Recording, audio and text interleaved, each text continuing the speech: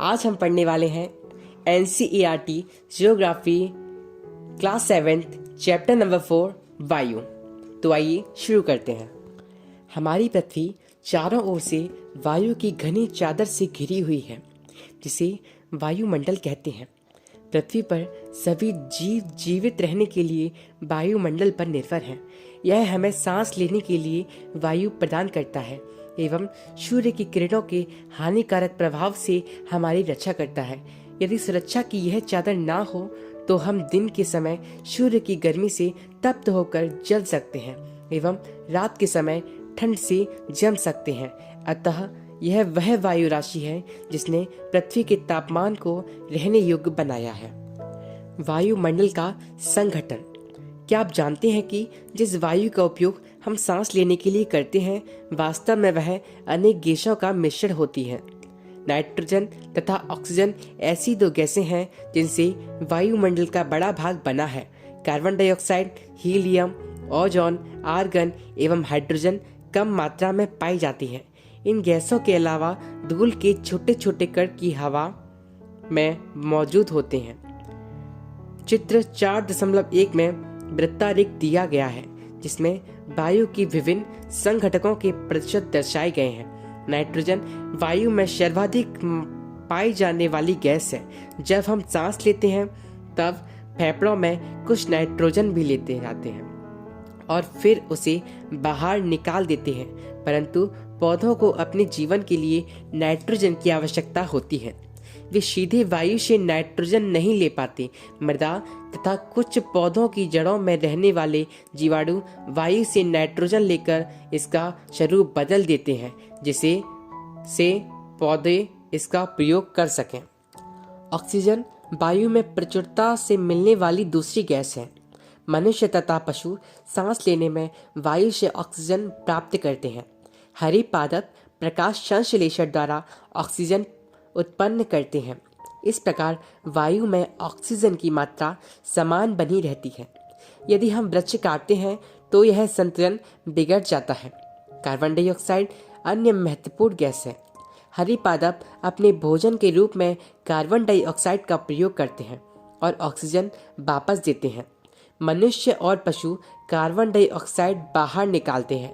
मनुष्यों तथा पशुओं द्वारा बाहर छोड़े जाने वाली कार्बन डाइऑक्साइड की मात्रा पादपों द्वारा प्रयोग की जाने वाली गैस के बराबर है, जिससे यह संतुलित बना रहता है।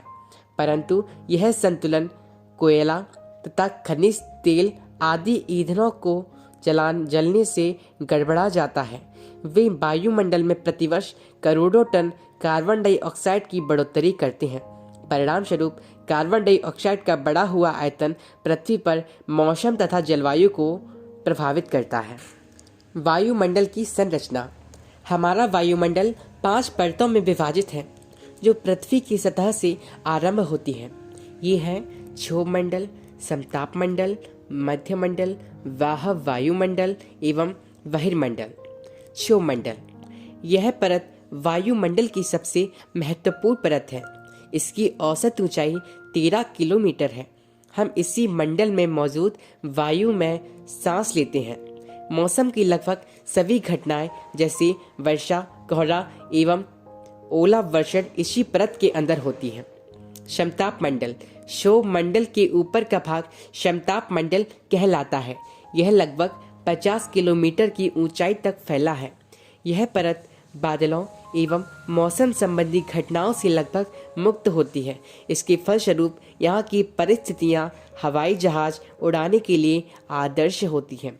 समताप मंडल की एक महत्वपूर्ण विशेषता यह है कि इसमें ओजोन गैस की परत होती है। यह परत सूर्य से आने वाली हानिकारक गैसों से हमारी रक्षा करती है। मध्यमंडल। यह वायुमंडल की तीसरी परत है। यह समताप मंडल के ठीक ऊपर होती है। यह लगभग 80 किलोमीटर की ऊंचाई तक फैली है। अंतरिक्ष से प्रवेश करने वाले उल्कापिंड इसी परत में आने पर जल जाते हैं। वाह वायुमंडल।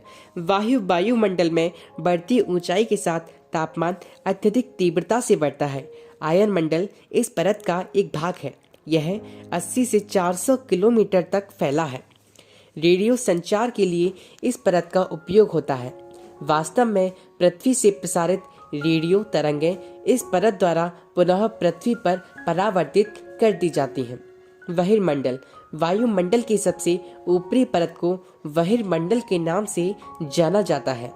यह वायु की पतली परत होती है। हल्की गैसें जैसे हीलियम एवं हाइड्रोजन यहीं से अंतरिक्ष में तैरती रहती हैं। मौसम एवं जलवायु। क्या आज वर्षा होगी? क्या आज दिन साफ होगा और धूप निकलेगी? कितनी ही बार हमने क्रिकेट प्रेमियों के मुंह से एक दिवसीय मैच के भविष्य पर अनुमान लगाते सुना होगा।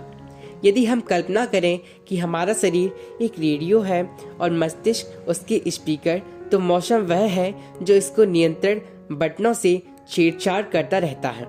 मौसम वायुमंडल की प्रत्येक घंटे तथा दिन प्रतिदिन की स्थिति होती है। आर्द्र एवं गर्म मौसम किसी को भी चिड़चिड़ा बना सकता है। अच्छा हवादार मौसम हमें आनंद देता है और हम घूमने की योजना भी बना सकते हैं। मौसम नाटकीय रूप से दिन प्रतिदिन बदलता है, किंतु दीर्घकाल में किसी स्थान का औसत मौसम उस स्थान की जलवायु बताता है। क्या अब आप समझ गए कि हम मौसम का दैनिक पूर्वानुमान क्यों करते हैं? तापमान। आप प्रतिदिन जिस तापमान का अनुभव करते हैं वह वायुमंडल का तापमान होता है। वायु में मौजूद ताप एवं शीतलता के परिमाण को तापमान कहते हैं। वायुमंडल का तापमान केवल दिन और रात में ही नहीं बदलता, बल्कि ऋतुओं के अनुसार भी बदलता है। शीत ऋतु की अपेक्षा ग्रीष्म ऋतु ज्यादा गर्म होती है। आतपन एक महत्वपूर्ण कारक है जो तापमान के वितरण को प्रभावित करता है। सूर्य से आने वाली वह ऊर्जा जिसे पृथ्वी रोक लेती है आतपन कहलाती है। आतपन सूर्य तप की मात्रा भूमध्य रेखा से ध्रुवों की ओर घटती है, इसलिए तापमान उसी प्रकार घटता जाता है। क्या अब आप समझ गए होंगे कि ध्रुव बर्फ से क्यों ढके हुए हैं? यदि पृथ्वी का तापमान अत्यधिक बढ़ जाता है तो यह इतनी गर्म हो जाएगी कि यहाँ कुछ फसलें नहीं उग सकेंगी। गांवों की अपेक्षा नगरों का तापमान बहुत अधिक होता है। दिन के समय में ऐसा फील्ड से बनी सड़कें एवं धातु और कंक्रीट से बने भवन गर्म हो जाते हैं। रात के समय यह ऊष्मा मुक्त हो जाती है। नगर के भीड़ वाले ऊंचे भवन गर्म वायु को रोक लेते हैं, जिससे नगरों का तापमान बढ़ जाता है। वायु दाब। यह जानकर आपको आश्चर्य होगा कि वायु हमारे शरीर पर उच्च दाब के साथ बल लगाती है, किंतु हम इसका अनुभव नहीं करते हैं। यह इसलिए होता है क्योंकि वायु का दाब हमारे ऊपर सभी दिशाओं से लगता है और हमारा शरीर विपरीत बल लगाता है। पृथ्वी की सतह पर वायु के भार द्वारा लगाया गया दाब वायु दाब कहलाता है। वायुमंडल में ऊपर की ओर जाने पर दाब तेजी से गिरने लगता है। समुद्र स्तर पर वायु दाब सर्वाधिक होता है और ऊंचाई पर जाने पर यह घटता जाता है। वायु दाब का क्षैतिज वितरण किसी स्थान पर उपस्थित वायु के ताप द्वारा प्रभावित होता है। अधिक तापमान वाले क्षेत्रों में वायु गर्म होकर ऊपर उठती है। यह निम्न दाब क्षेत्र बनाता है। निम्न दाब बादल युक्त आकाश एवं नम मौसम के साथ जुड़ा होता है। कम तापमान वाले क्षेत्रों की वायु ठंडी होती है। इसके फलस्वरूप यह भारी होती है। भारी वायु निमज्जित होकर उच्च दाब क्षेत्र बनाती है। उच्च दाब के कारण स्पष्ट एवं स्वच्छ आकाश होता है। वायु सदैव उच्च दाब क्षेत्र से निम्न दाब क्षेत्र की ओर गमन करती है। पवन। उच्च दाब क्षेत्र से निम्न दाब क्षेत्र की ओर वायु की गति को पवन कहते हैं। आप पवन को काम करते देख सकते हैं। जब यह सड़क पर गिरी पत्तियों को उड़ाती अथवा तूफान के समय पेड़ों को उखाड़ देती है। कभी कभी जब पवन धीरे बहती है तो आप इसे महीन धूल या धुएं को उड़ाते देख सकते हैं। कभी कभी पवन इतनी तेज होती है कि इसकी विपरीत दिशा में चलना कठिन हो जाता है। आपने अवश्य अनुभव किया होगा कि तेज पवन में छाता लेकर चलना आसान नहीं है। 3 अन्य उदाहरण सोचिए जब तेज पवन के कारण आपके लिए समस्याएं उत्पन्न हुई हों। पवन को मुख्यतः 3 प्रकारों में विभाजित किया जा सकता है। पहली, स्थायी पवनें। व्यापारिक पश्चिमी एवं पूर्वी पवनें स्थायी पवनें हैं। ये वर्ष भर लगातार निश्चित दिशा में चलती रहती हैं। दूसरी, मौसमी पवनें। ये पवनें विभिन्न ऋतुओं में अपनी दिशा बदलती रहती हैं। उदाहरण के लिए भारत में मानसूनी पवनें। तीसरी, स्थानीय पवनें। ये पवनें किसी छोटे क्षेत्र में वर्ष या दिन के किसी विशेष समय में चलती हैं। उदाहरण के लिए स्थल एवं समुद्री जमीन। क्या आपको भारत के उत्तरी क्षेत्र की गर्म एवं शुष्क स्थानीय पवन याद है? इसे लू कहते हैं। आर्द्रता। जब जल पृथ्वी एवं विभिन्न जलाशयों से बाष्पित होता है तो यह जलवाष्प बन जाता है। वायु में किसी भी समय जलवाष्प की मात्रा को आर्द्रता कहते हैं। जब वायु में जलवाष्प की मात्रा अत्यधिक होती है तो उसे हम आर्द्र दिन कहते हैं। जैसे जैसे वायु गर्म होती जाती है, इसकी जलवाष्प धारण करने की क्षमता बढ़ती जाती है और इस प्रकार यह और अधिक आर्द्र हो जाती है। आर्द्र दिन में कपड़े सूखने में काफी समय लगता है एवं हमारे शरीर में पसीना आसानी से नहीं सूखता और हम असहज महसूस करते हैं। जब जलवाष्प ऊपर उठता है तो यह ठंडा होना शुरू हो जाता है। जलवाष्प संघनित होकर ठंडा होकर जल की बूंद बनाते हैं। बादल इन्हीं जल बूंदों का ही एक समूह होता है। जब जल की ये बूंदें इतनी भारी हो जाती हैं कि वायु में तैर ना सकें, तब ये वर्षण के रूप में नीचे आ जाती हैं। आकाश में उड़ते हुए जेट हवाई जहाज अपने पीछे सफेद पथ चिन्ह छोड़ते हैं। इनके इंजनों से निकली नमी संघनित हो जाती है। वायु के गतिमान न रहने की स्थिति में यह संघनित नमी कुछ देर तक पथ के रूप में दिखाई देती है। पृथ्वी पर जल के रूप में गिरने वाला वर्षण वर्षा कहलाता है। ज्यादातर भौमजल वर्षा जल से ही प्राप्त होता है। पौधे जल संरक्षण में मदद करते हैं। जब पहाड़ी पार्श्वों से पेड़ काटे जाते हैं, वर्षा जल अनावृत पहाड़ों से नीचे बहता है एवं निचले इलाकों में बाढ़ का कारण बनता है। क्रियाविधि आधार पर वर्षा के 3 प्रकार होते हैं: संवहनी वर्षा, पर्वतीय वर्षा एवं चक्रवाती वर्षा। पौधों तथा जीव जंतुओं के जीवित रहने के लिए वर्षा बहुत महत्वपूर्ण है। इससे धरातल को ताजा जल प्रदान होता है। यदि वर्षा कम हो तो जल की कमी तथा सूखा हो जाता है। इसके विपरीत अगर वर्षा अधिक होती है तो बाढ़ आ जाती है। चक्रवात, प्राकृतिक आवेश। भारत के पूर्वी समुद्री तट पर स्थित ओडिशा में बंगाल की खाड़ी से उठने वाले चक्रवातों का खतरा बना रहता है। 17-18 अक्टूबर 1999 को राज्य के 5 जिलों में चक्रवात आया। 29 अक्टूबर 1999 को एक अन्य महाचक्रवात आया जिसने राज्य के एक बड़े भाग में तबाही मचाई।